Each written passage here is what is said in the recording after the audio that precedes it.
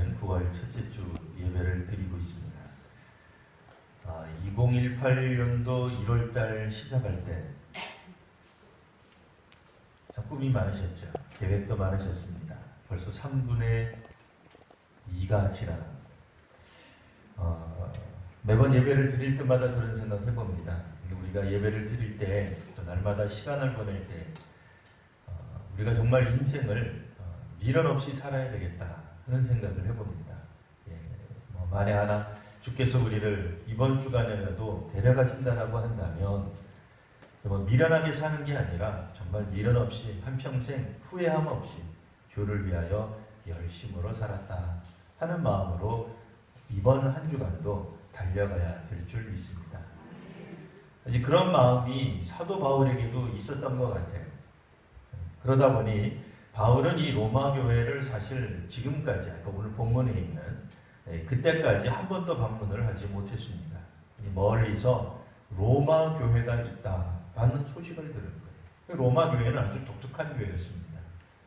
사도 바울이나 혹은 베드로라든지 몇몇 사도들 혹은 당시의 교회 지도자들이 전도하지 않았는데도 꼭 그 지역에 교회가 있는 거예요. 여러분 상상해 보세요.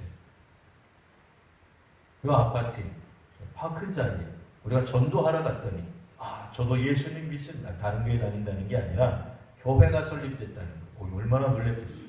우리가 전도하러 가지도 않았는데 당신이 사도입니까? 우리에게 말씀을 전해주세요. 얼마나 흥분되고 놀라운 일입니까? 사도 바울이 활동하던 시기가 그렇게 썩 복음에 있어서 좋은 그런 시기가 아니었습니다.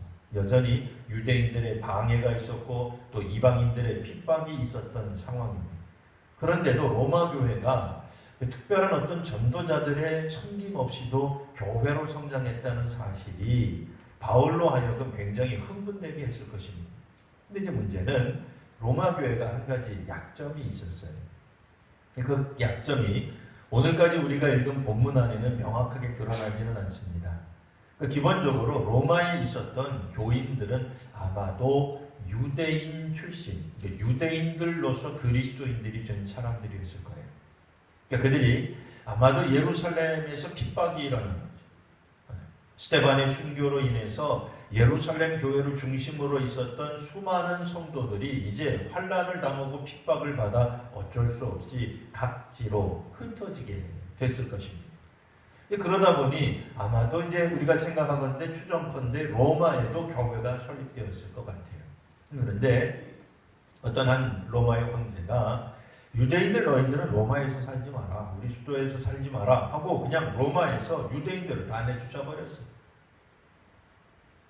브리스게와 아굴라 같은 사람들도 로마에 살다가 나중에 고린도로 옮겨버려요. 로마에서 살지 말라 그러니까. 근데 그러다가 그 다음번에 황제가 등극해서는 전에 있었던 것 없는 거다. 로마 사람이든 누구든 우리 로마에서 살고 싶으면 와서 살아라. 이렇게 된 거예요. 그러니까 처음에 로마 교회의 주된 구성원들이었던 유대인 출신 그리스도인들, 유대인으로서 예수 믿은 사람들, 그들이 와서 보니까 교회가 안 없어졌어요. 교회가 그대로 있는 거예요. 근데 이번에는 그 구성원들이 바뀌어버렸어요. 누구로 바뀌었겠어요? 이방인으로 바뀐 거예요. 헬라 사람들이 가득 차 있는 거예요. 로마 사람들이 있는 거예요. 그러니까 유대인 유대인 출신으로 그리스도인들이 다시 로마에 가서 보니까 교회가 있기는 있는데 이게 이방인들이 득실되는 교회가 되어버렸네. 우리도 이방인들과 우리들과 심지어는 남한의 그리스도인과 북한의 그리스도인들이 서로 생각이나 표현이나 예배드리는 방식이 조금씩 다를 거예요. 국내에서도 장로교회 교인들이 예배를 드리는 방식과 침례교 사람들이 드리는 방식이 조금 틀릴 수 있어요. 어색할 수 있어요. 순복음교회에서 열정적으로 예배 시간마다 박수치고 하는 그런 찬송이 익숙한 사람들이 장로교회에 와서 예배를 드리면 여기는 성령이 안 계신가? 밋밋하네? 기도를 해도 그냥 예배당 떠나가라 그냥 부르짖는 교회 그런 데 이제 익숙하셨던 분들은 장로교회가 가지고 있는 이 두리뭉실하고 그냥 밋밋하고 그냥 이게 그냥 뭐야 못한 듯이 이게 예배를 드리는 거야? 기도를 하는 거야? 그렇게 생각할 수 있단 말이에요. 유대인으로서 그리스도인이었던 사람들은 구약을 기본적으로 알고 있는 사람들입니다. 소위 말하는 구약의 백성, 그러니까 구약에 내어 있는 건 아니라 적어도 구약 때부터 하나님이 히브리 민족을 어떻게 인도하셨는지를 잘 아는, 그래서 선지자들의 선포 가운데 예수께서 나온 뭐 그런 것들을 충분히 아는 사람들이에요. 근데 이방인들로서 그리스도인들이 된 사람들은 유대인들, 그리스도인들이 볼 때는 어린아이 같아. 그러니까 어떤 문제가 생기겠어요? 서로 갈등이 생기겠죠. 네가 옳다. 아니다, 내가 옳다. 내가 선배인데, 내가 설립자인데, 내가 창립 멤버야. 뭐 그런 얘기 할 거 아니에요. 원래 우리 터였는데 어디서 불러온 거니? 뭐 이런 식으로 얘기했을 수 있다. 또 한쪽에서는 아니 어쨌든 너희들도 그리스도이지만 우리도 그리스도입니다. 라고 주장을 했어요. 근데 문제는 이방인 그리스도인들의 약점이 뭐겠어요? 서양 사람들이 한국 교회를 볼 때 약점이 있어요. 우리가 볼 때는 우리가 약점이 없어요. 근데 이제 서구 사람들이 우리를 볼 때 약점이 있어요. 뭐예요? 문화적으로, 역사적으로 기독교 문화가 아니었다는 거예요. 그게 뭐 우리 어쩔 수 없죠. 우리 불교 문화였는데 뭐 어떡하라고. 유교 문화였는데 어떡하라고. 근데 그분들이 볼 때, 우리는 그런 거 못 느껴요. 근데 그분들이 볼 때는 한국 교회가 여전히 불교적 영성 혹은 유교적 영성을 같이 가지고 있다고 그렇게 보는 거예요. 우리도 속이 상하죠. 너희는 얼마나 잘나서? 유럽 교회 뭐가 잘했어? 그리고 우리도 이제 막 반발해요. 미국 교회 너희는 잘하는 게 뭐 있어? 뭐 너희가 뭐 그렇게 열심히 새벽 기도를 해, 수요 예배를 드리기를 해, 금요 전도를 하기를 해, 아파트 전도를 하기를 해. 너희들이 하는 게 뭐가 있어? 또 우리 또 뭐 가만히 있지 않죠? 우리처럼 100여 년 만에 이렇게 놀라운 성장을 보여준 교회가 어디 있냐 말이야. 또 우리는 또 뻐겨요. 여하튼 서로 성질이 다른 사람들, 이 민족의 배경이 틀린 사람들이 한 교회 안에, 로마 교회 안에 모이다 보니 서로 간에 갈등이 있었던 겁니다. 바울이 생각할 때 이거 안 되겠다. 아니 유명한 전도자 없이도 교회가 설립이 됐으면 이들이 화합하고 성장하고 좋은 열매 맺고 막 이런 소식들이 날마다 들려야 되는데 예수 믿는다는 소식은 분명히 있어요. 아주 놀라운 거예요. 네. 이거 뭐 칭찬 정도가 아니라 가서 우리가 방문해서 정말 우리도 격려를 받아야 될 만한 아주 놀라운 소식이에요. 근데 문제가 있어요. 그들 안에 갈등이 있다는 거예요. 두 패는 아니, 꼭 뭐 두 패는 아니겠지만, 큰 덩어리로 볼 때 두 그룹으로 나뉘어가지고는 막 그냥 교회 안에 갈등이 있는 거예요. 그들에게도 분명히 성령이 임했을 것이고, 그들도 예수 믿는 사람들인데도 여전히 로마 교회는 복음에 있어서 취약한 측면이 있었다. 는 겁니다. 그래서 로마서 1장에 사도 바울이 자기를 가리켜 뭐라고 표현하냐면 예수 그리스도의 종 이렇게 이제 표현을 합니다. 그러니까 로마서에서 있어서 바울이 예수 그리스도의 종이라고 표현하는 건 뭐겠어요? 우리가 믿는 바 신앙의 대상은 누구다? 예수 그리스도다. 그 얘기를 하고 싶은 거예요. 그러면서 예수 그리스도란 다른 말로 우리가 뭐라고 말할 수 있겠느냐? 예수 그리스도가 꼭 그 표현은 아니겠으나 뭐라고 다른 말로 표현할 수 있겠느냐? 할 때 그것은 복음이다 라고 표현을 해줍니다. 그러니 사도 바울에게 있어서 로마서에 있어서 복음은 곧 예수 그리스도에 관한 이야기예요. 한번 따라해 볼까요? 자, 복음은 예수 그리스도에 관한 이야기입니다. 이 부분을 바울은 로마 교회 교인들이 좀 알아줬으면 하는 마음이 간절히 있었던 거예요. 혹시 유대인들로서 그리스도인들 된 사람들을 향하여서는 로마서 앞부분에 뭐라고 이야기하냐면 여러분들 선지자를 통하여 하나님이 선지자를 통하여 이미 성경에 예고하신 분이 예수 그리스도입니다. 그렇게 얘기하시는 거예요.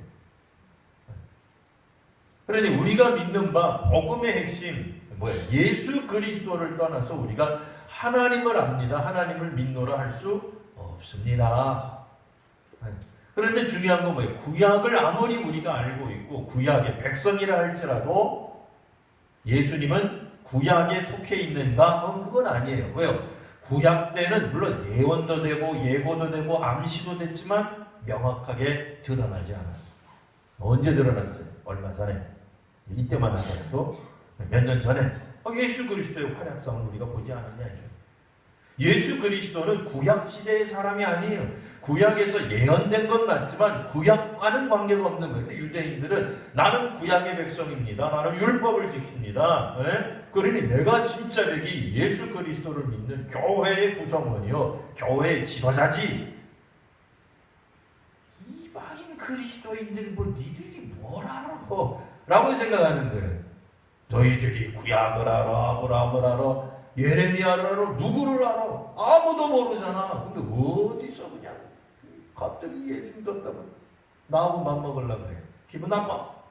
이래버린 거예요. 유대인들 입장에서는 일리 있죠. 네. 자부심이 있는 거죠. 아브라함의 후손인 거죠. 뭐 그런 자부심이 나쁜 건 아니에요. 악한 건 아니에요. 네. 근데 문제는 교회 안에 갈등을 가져다 주는 요인이 된 거예요. 여러분, 지나친 우월감, 장점, 이게 때로는 다른 사람들에게 상처를 줄 수도 있어요. 네. 그게 나쁜 건 아니죠. 장점이죠. 강점이죠. 좋은 거죠. 네. 근데 그거를 너무 자랑하다가 보니까 나는 아브라함의 후손이야. 내가 아브라함이 몇 대손인 줄 알아? 나는 다윗 왕가의 후손이라니까. 이게 나쁜 거 아니에요. 있는 거잖아요. 역사잖아요. 실제 아니에요. 팩트잖아요. 뭐 속일 것도 없잖아요. 뭐 족보 뒤져보면 다 나오는 건데. 그 사람이 뭐 별로 뭐 그걸 가지고 없는 족보를 만든 것도 아니잖아요. 근데 문제는 그게 지나치게 강조하게 되면 어떻게 되겠어요? 아브라함의 아자도 모르고 다윗의 다자도 모르는 이방인 그리스도인들이 볼 때는 상당히 불쾌하게 느껴질 수 있는 거예요. 왜요? 나는 구약의 백성이, 나는 아브라함의 후손이. 그러니 내가 예수 그리스도 교회의 지도자는 곧 납니다. 내가 이 교회 설립자입니다. 그렇게 이야기하기 시작하면 갈등이 생기지 그거 안 생기겠어요. 바울이 볼 때는 그거는 아닌 것 같아요. 우리가 다 하나님의 뜻에 따라 예수 그리스도를 믿어 교회가 되는 거예요. 이 부분을 강조하고 싶은 겁니다. 그래서 오늘 본문에 보시면 그럼 이 복음을 필요로 하는 사람들은 그 본래적으로 어떤 존재였느냐? 하나님이 당신 자신을 계시하시고 또 계시하셨다 할지라도 사람들은 도통 어떻게 받아들였었느냐? 그 부분을 축약해서 18절 말씀 이렇게 이야기합니다. 하나님의 진노가 불의로 진리를 막는 사람들, 경건하지 않은 것들, 불의에 대하여 하늘로부터 나타나는 겁니다. 뭐 구약을 아는 사람들은 뭐 소돔 고모라를 떠올릴 수도 있겠죠. 뭐 수많은 성경에, 구약 성경에 나와 있는 여러 가지 사건들을 떠올릴 수도 있을 거예요. 그러나 일반적으로 사도 바울이 생각하건대 이제 강조하는 거예요. 하나님이 사실은 이런 자연 만물을 통해서도 우리 구약의 하나님, 여호와 하나님, 이스라엘의 하나님이 아니어도 하나님을 알만한 것들을 모든 세상 사람들에게 알게 해주신 거예요. 근데 이 사람이라고 하는 존재가 기본적으로 하나님이 어떤 형태가 선지자를 통해서 계시를 하든 모세를 통해서 알려주든 자연 만물을 통해서 알려주든 사람들의 인간 이 영성, 지성, 우리 이성이라고 하는 것들은 하나님을 거부하는 쪽으로 발달이 되어 있어요. 참 희한하죠. 네. 사실 구약의 백성들도 그랬잖아요. 구약의 백성들이 왜 망했어요? 그들이 그렇게 하나님을 잘 알면 하나님 말씀대로 순종해야 될 텐데 하나님의 선택된 백성이라면 결코 하나님이 망하게 하지 않으실 텐데 그들은 예루살렘 성전을 두고도 수많은 제사장과 예언자들을 두고도 하나님을 불신했어요. 하나님을 제대로 알려줘도 하나님을 못 믿었어요. 그러나 하나님의 계시는 자연계도 있는 거예요. 이스라엘뿐 아니라 이스라엘 바깥의 사람들에게도 하나님은 자기 계시를 하셨다. 그래서 꼭 영적으로 감이 있는 사람들은 이거는 우리 사람이 역사를 운행하는 게 아니구나. 우주를 운행하는 무언가 어떤 특별한 초월적인 존재가 있겠구나. 다 느낄 수 있도록 하나님이 만들어 놓으셨다는 거예요. 그래서 어지간한 사람들 같으면 그냥 하늘 쳐다보고 바람 보고 뭐 산 보고 비 쏟아지는 거 보고 바다 보고도 심지어는 산을 보고도 하나님의 존재를 어렴풋하게 느낄 수 있다고 얘기해요. 근데 문제는 뭐예요? 사람이 속으로 죄악이 가득 차 있어요. 그러다 보니 자, 그 다음 구절 보시면 21절 하나님을 알되 하나님을 뭐 어렴풋이 알던 구약을 통해서 뭐 제대로 알던 하나님을 영화롭게 안 하는 거예요. 하나님께 영광을 돌리지 않는 거예요. 그럼 어떻게 한다는? 감사하지도 않아요. 그러니까 하나님께 감사하지도 않아요. 생명을 주신 하나님 뭐 이렇게 감사하지도 않아요. 오히려 그 생각이 허망하여지고 미련한 마음이 어두워져 버려요. 스스로 말을 하기를 나는 지혜롭다. 이렇게 생각하는 사람들이 많아졌다. 이 지혜롭다고 하는 사람들이 결국 어떻게 되느냐? 23절 썩어지지 아니하는 하나님의 영광을 썩어질 사람과 새, 짐승, 기어다니는 동물 모양의 우상으로 바꾸어버렸다 하는 얘기. 하나님을 어렴풋이 아는 사람들, 하나님을 어쨌든 뭐 제대로 아는 사람들, 이런 사람들이 2000년 전 로마 교회, 그러니까 로마 혹은 로마를 중심으로 한 그 고대 근동 지역에 있는 사람들이 사람을 섬기기 시작해요. 사람에게 영광을 돌리기 시작해요. 뭐예요? 사람을 하나님처럼 보는 거예요. 아까 조금 전에 그랬죠. 복음은 누구에 관한 이야기라고요? 예수 그리스도에 관한 이야기. 그리스도이신 나사렛 예수를 믿음으로 하나님의 구원을 받는 거예요. 근데 사람들이 이제는 그 어떤 사람을 믿어서 구원받는다고 착각해서 바꿔버려요. 로마 시대 당시에는 심지어는 황제가 신의 아들이었어요.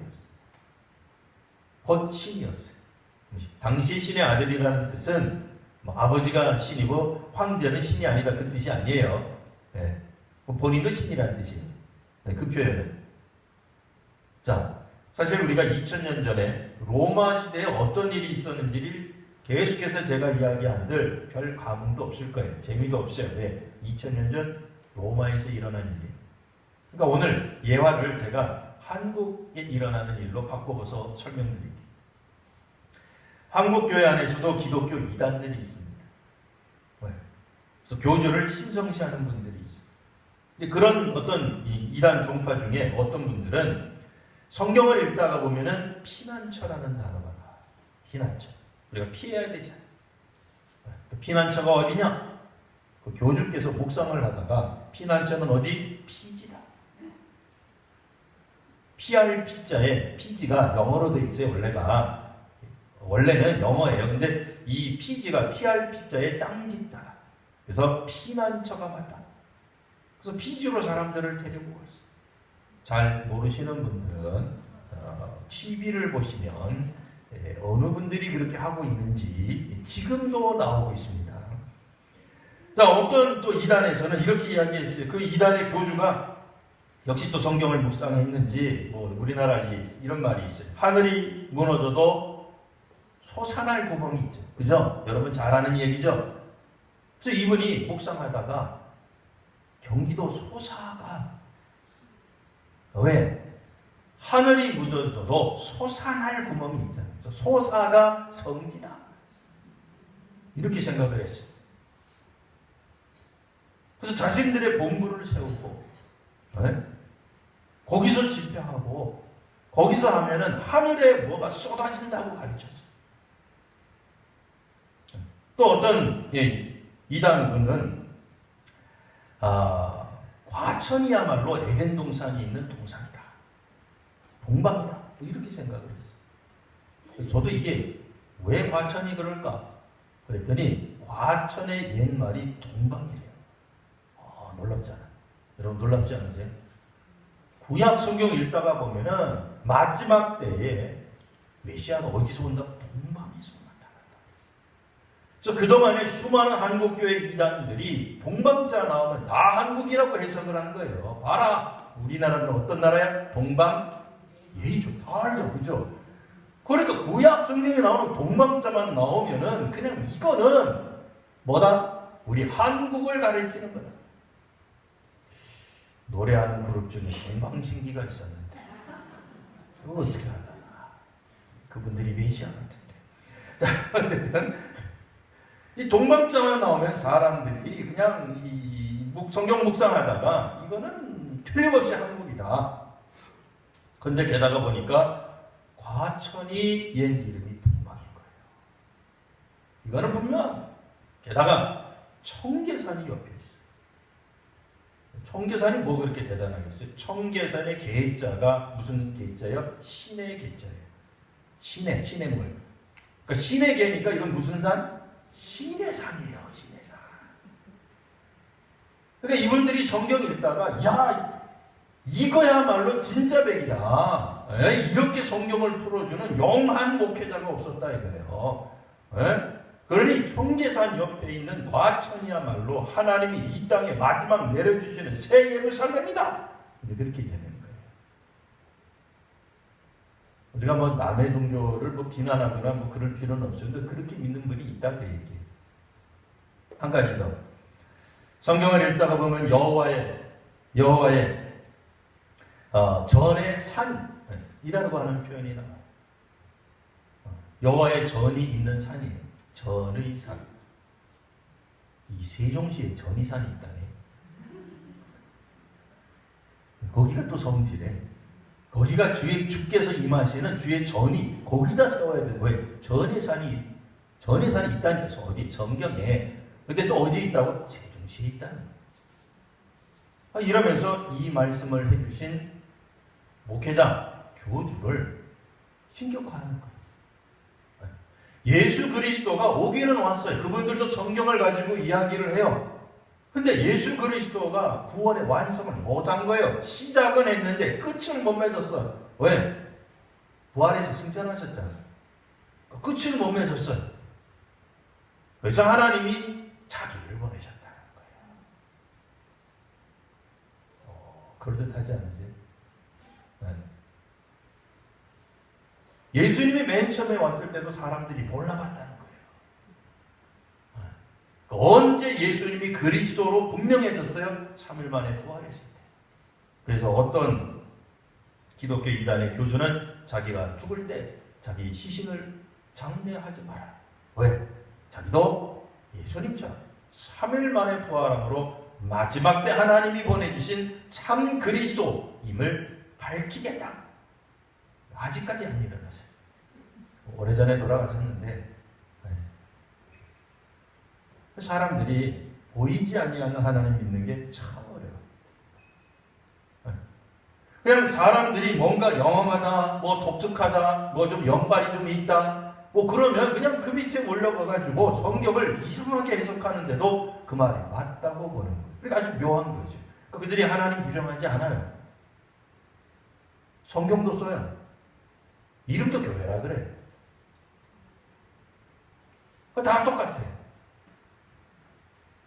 그리고 거기서 하나님을 섬기는 게 아니라 예수 그리스도의 종이라고 그랬잖아요. 누가 바울이. 나는 예수 그리스도의 종으로서 하나님이 알려주신 복음을 여러분들에게 전합니다. 이게 로마서란 말이에요. 예수 그리스도에 관한 복음이 사라져요. 한편으로는 인정한다니까요. 오늘날 우리 한국교회인들은 인정해요. 예수 그리스도도 믿어요. 너 어떻게 믿어요? 네. 구원을 여신, 뭐 그 정도예요. 역할을 먼저 시작하신, 그러나 완성은 못했다는 거예요. 그 완성은 자기네들이 한다. 자기 교회들이 한다는 거예요. 하나님이 땅끝까지 예수 그리스도 혹은 여러 사도들을 통하여서 땅끝까지 복음 증거 못했는데 자기네들 교회는 공동체는 한다는 거예요. 있어 보이잖아요. 14만 4천 명 안에 들어가야 되는 거예요. 분명히 보이잖아요. 신구모 교회를 다닐 때 우리가 들어올 때마다 번호표를 좀 드려야 될 것 같아요.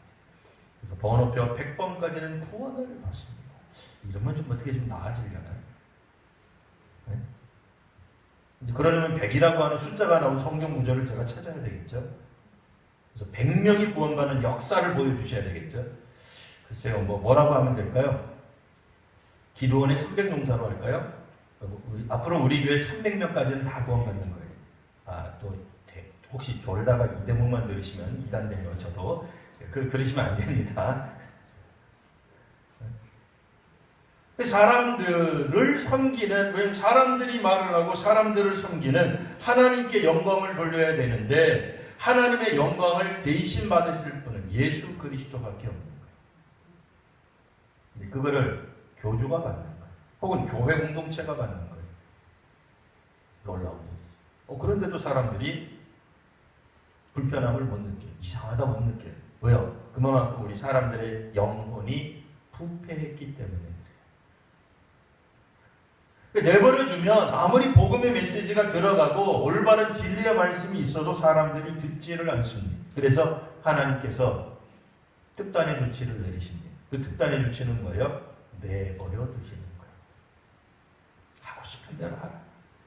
우상을 섬기고 싶은 대로 섬기고 사람을 섬기고 싶은 대로 섬기고, 심지어는 하나님을 알면서도 하나님 아닌 것으로 교묘하게 바꾸어도 내버려 두시게 되는 거예요. 오늘 성경에도 그냥 내버려 두심이 3번 나옵니다.